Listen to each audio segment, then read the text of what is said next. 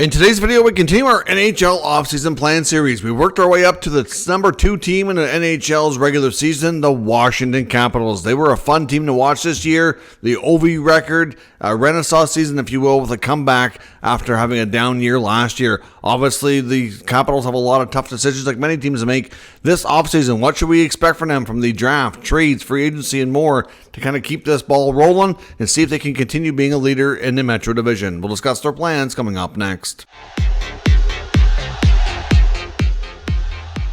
So welcome back to another video here at Top Shelf Hockey. As I mentioned, today we're looking at the Washington Capitals and continuing on with our NHL offseason plan series. We're up to number 2. We've only got one team left. That'll be the Winnipeg Jets. Then our series will conclude and we'll be on to other offseason news here. So the Washington Capitals, of course, will be a team that we take a look at today. We're going to recap the 24-25 season, take a look at some goalie individual skater stats, take a look at their UFAs, RFAs, and discuss their plans for the offseason. What should we expect from them between free agency, trades, the draft, to try to see if they can continue being one of the top NHL teams, or is this team maybe primed and a common candidate here to maybe regress a little bit? It's not going to be easy to duplicate what they did. So let's take a look at their results. They finished with a record of 51-22-9 for 111 points. Number 1 in the East, number 1 in the Metro. Obviously, number 2 in the NHL. Phenomenal season. I don't think a lot of people have seen this coming, to be completely honest. I know that Washington last year was, they were one of the, weaker, more recent playoff teams. They had a terrible plus-minus, and this was a major rebound season. Last year, they had 91 points, snuck into the playoffs. A lot of people thought they didn't even deserve to be there, but they snuck in. Obviously, this is a major improvement. This is a 20-point improvement on a team that already hit 90 points. It's not a common thing to see. Last year, they had 40 wins, 31 losses, and 11 overtime losses. So that's 11 more regulation wins. That's pretty substantial year over year. This year, they scored 286 goals, number 2 in the NHL. Last year, they had 220. That's a 66-goal improvement. That is an absolutely insane jump year over year. Goals against, they had 229 this year, 9th best in the league. Last year, they allowed 257. That is a 28-goal differential in their favor. So 66 more going in, 28 less going in their own net. That's crazy. That's a 93-goal swing. So they went last year as a team, they were minus 37. This year, they were plus 56. That is absolutely incredible in one season. On the power play, they had a record of 23.5% success rate, 14th best in the league, so just a little bit above league average. The PK was one of the better ones as well at 82% for 5th best. Goaltending-wise, they obviously picked up Logan Thompson in the offseason from Vegas, and he had a phenomenal year. There was a big chunk of the season that some thought he might just win the Vezina Trophy. He was right up there with Connor Hellebuyck. Still had a phenomenal season. Obviously didn't win, but obviously a career year for him. He had a record of 31-6-6, a 2.49 goals against, and a .910 save percentage. Charlie Lindgren, who some thought might be able to grab the starting job, because going into the season, it wasn't clear that Logan Thompson was going to be a clear number 1. And we kind of thought this might be more of a tandem situation, and it kind of ended up being that because Thompson did suffer an injury.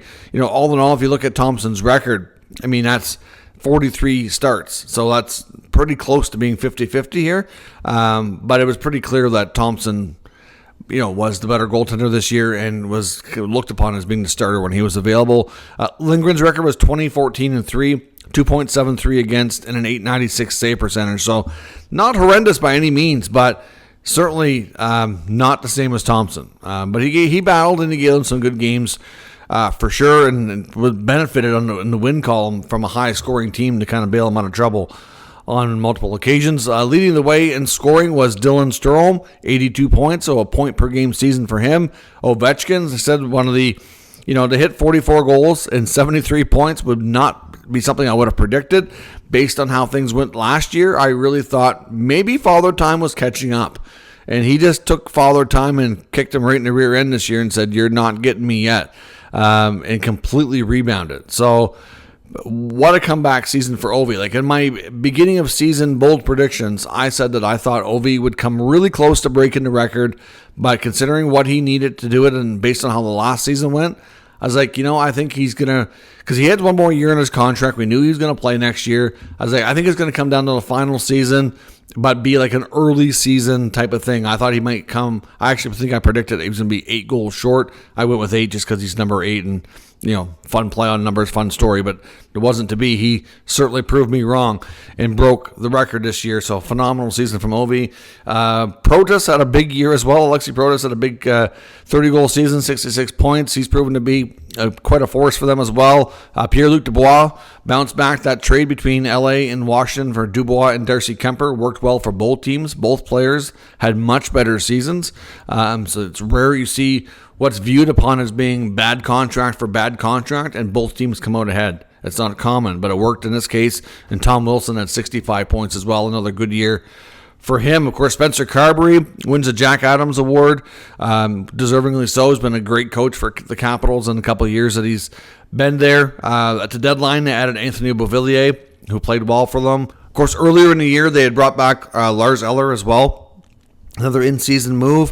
And then before that, look at the offseason stuff that they did. They not only Logan Thompson, but they made a bunch of trades. They traded Nick Jensen and a pick for Jacob Chychrun. Chychrun had a good campaign. Matt Roy came in as a free agent. Mangiapane came in as a UFA as well. Logan Thompson. So, most of their moves that they did really paid off. And this was a completely different team this year. So like I said, you got Spencer Carberry winning the Jack Adams. You got Logan Thompson in the Vezina conversation. And Ovechkin breaks Gretzky's all-time goal mark. It was absolutely incredible theater to watch all year. Cap space-wise, they have $9.375 million. They do have 20 roster spots already spoken for. There is a few of those that are flexible with players that could go to the minors and whatnot. But let's look at their expiring contracts internally between RFAs and UFAs. Not a lot here. On the RFA side, we've got Hendrix Lapierre and Alex Alexiev. Alexiev did have a small legal run-in at the end of the year. I'm not sure if that'll impact his standing or getting a contract with the Capitals, but I think it was basically like a bar fight or something. Lapierre did not have the season he was hoping for. I'm confident they'll re-sign him and kind of hope for more out of him, but he did take a step back in his development this year. UFA-wise, they got a couple big ones that are going to not be back. We already know this for certain. And Nick Backstrom and TJ Oshie are already done their playing days here. Oshie's retired 100%.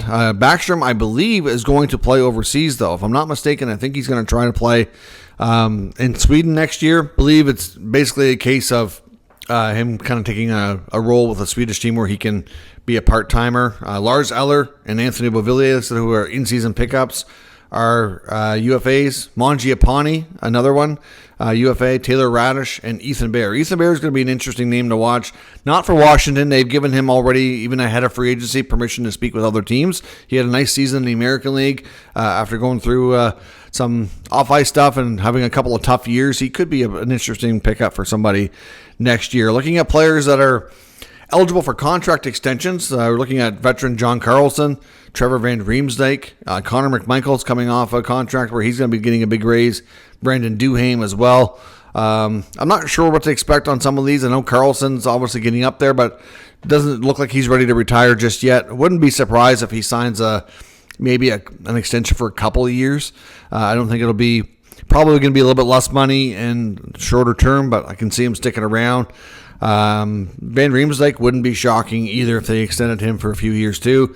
McMichael would be the more likely candidate to get a long-term deal, but again, hard to say exactly how that goes. As far as the top questions facing this team, though, is basically, can they duplicate this season? That's a big question for me.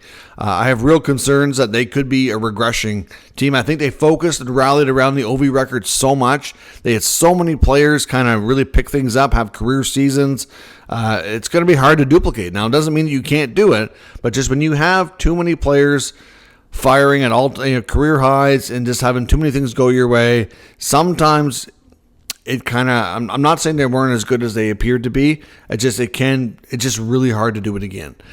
So doesn't mean they still can't be a top team in their division. Still doesn't mean they can't be a playoff team and all that. It's just going to be interesting to see how close they can come to duplicating this, because they have some pieces here as well. Like, I mean, obviously the goaltending is going to probably be the same here. A large part of the D-core is under contract, so not a lot of change that way. It's going to really be around the forward group, and it's going to be a lot of the supporting cats, like your Beauvilliers, your Mangiapanis, your Radish, Ellers. So your middle of the lineup kind of center wingers are kind of the guys that they probably need to find replacements for. So we'll see. They can do that through free agency or via trade. Not saying that none of these guys are coming back. We don't know that, but they are expected to at least test free agency and see what options are out there. It's believed, though, that Mangiapane and probably a decent chance of Radish that they do depart via free agency. At least that's the way things are kind of leaning right now. Of course, they want to make more of a full-time spot for Ryan Leonard to probably play a little higher in the lineup next year and give him a chance to get some more offensive numbers. Obviously, if they believe in him and if they think he's ready, then they're going to want to give him the spot. But it's never a bad idea to have training camp battles and not have a spot absolutely given to you. So obviously that's something you want to look for. Obviously you're going to look for some of these guys. Is it going to be Ovechkin's last year? That's another big question, right? If it's Ovi's last year, he's going to want to go out with a bang. How much juice does he have left in the tank? The belief is, because we've seen reports between different media outlets, and I think it was even Ovi's wife had spoken to a couple of them, that he is going to finish his contract, and the expectation is right now, and we'll see if this changes or if it turns out not to be true, but right now expectations are that he probably is done in the NHL after this year, and I believe he's made it pretty clear that before he's officially done playing, he'd like to play in Russia for at least one season before he's done. So, interesting to see what happens there. So that's very well something that we might see happen. So is it Ovi's last season? Can they duplicate what they did last year? When it comes to, the draft, I don't expect them to do a whole heck of a lot. They're not going to be one of the teams to really make a lot of noise that way. But it's really going to be interesting to see what they do between a few trades or free agent signings to fill out the middle part of their lineup and how much youth they're going to have going forward. So I believe that they're going to want to build on last year and try to take it a little bit further. But obviously they ran into some things in the playoffs that were pretty clear that even though they were a really good regular season team, there's still some things missing to make things better, to be a more serious cup contender. But obviously a really, really renaissance year. But my concern is that, they bring back largely the same group, and, are they going to regress? You don't want to see Ovi's last season kind of go out that way and kind of be an uneventful season. So we'll see what happens, but let me know your expectations for the Capitals here in the upcoming 25-26 NHL season and for the offseason here to get ready for it. Let me know your thoughts. We'll discuss further. If you're new to the channel, make sure you subscribe and stick around. We'll keep you up to date with all the news, rumors, and analysis of all 32 NHL teams. Thanks for watching, and I'll catch you next time.